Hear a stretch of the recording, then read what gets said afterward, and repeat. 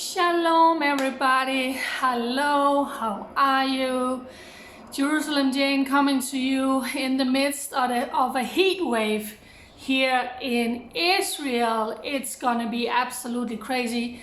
Some places in Israel we're gonna touch 45 Celsius. Here in Jerusalem we're gonna go up to 37, 38 Celsius, so it's absolutely crazy. So much is going on here in Israel, and so I'm gonna have to make several videos to keep up on everything. Of course, Mike Pompeo was here yesterday talking to Benjamin Netanyahu and also Benny Gantz. That's a whole video of itself, all the things that's going on regarding Iran and Israel talking about annexing part of Judea and Samaria. We have had several terrorist attacks, and they're talking about prisoner swap with Hamas. So much is going on.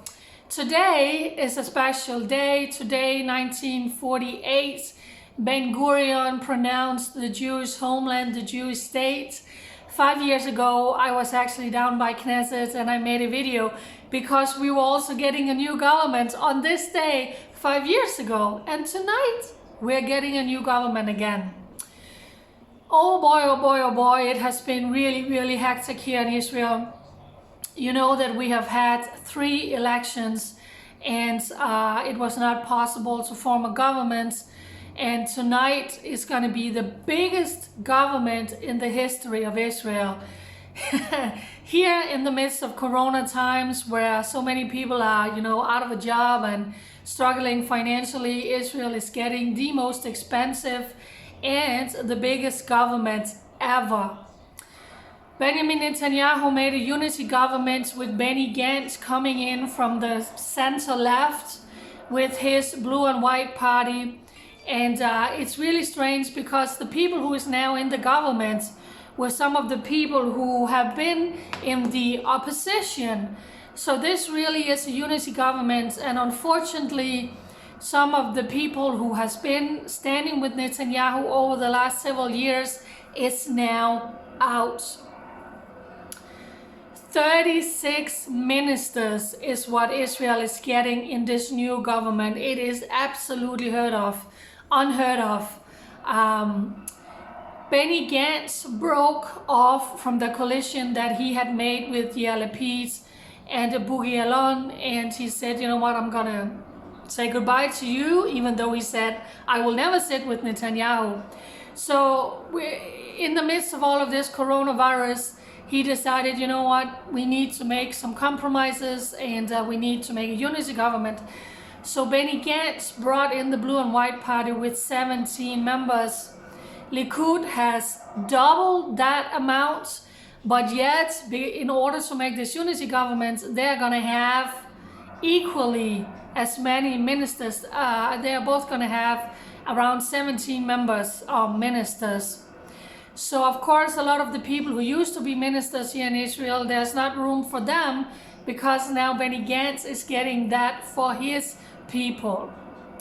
So all of a sudden they're coming in from the left and they're coming in from the center, joining Netanyahu, who is on the right with his Likud party. So never a boring moment in Israeli politics.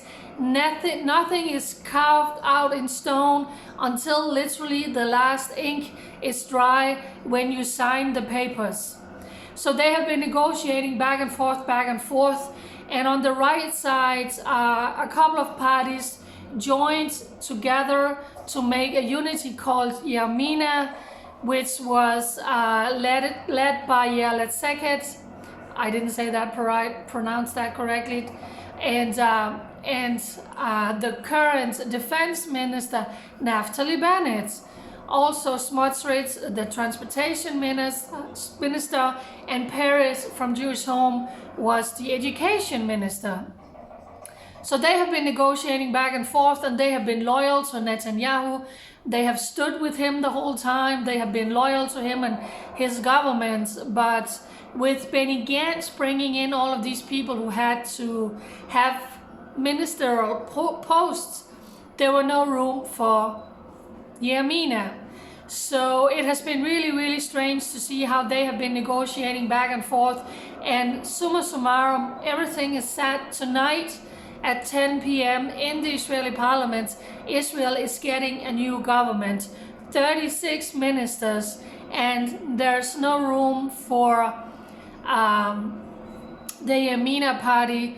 Naftali Bennett is going to be in the opposition. Let's check it is going to be in the opposition. Smotrich is going to be in the opposition. But the transportation minister, Ami Peres from Jewish Home, broke rank, and he actually said goodbye to them even though they were unity, and he is now going to be a new minister. So it's just so unpredictable when it comes to politics in this country. So I'm telling you, this is going to be a very, very interesting year in politics, because they are going to come from all sides. So now in the oppositions are the people on the right that used to be in the government, and then we have all the Arab parties on the left who's going to come in Netanyahu. So never a boring moment. People who used to be in the oppositions is now in. People who used to be in the government is now out. So tonight, a new government here in Israel. I'm sad about Bennett not being in the government, I gotta say, with the whole things that they represent.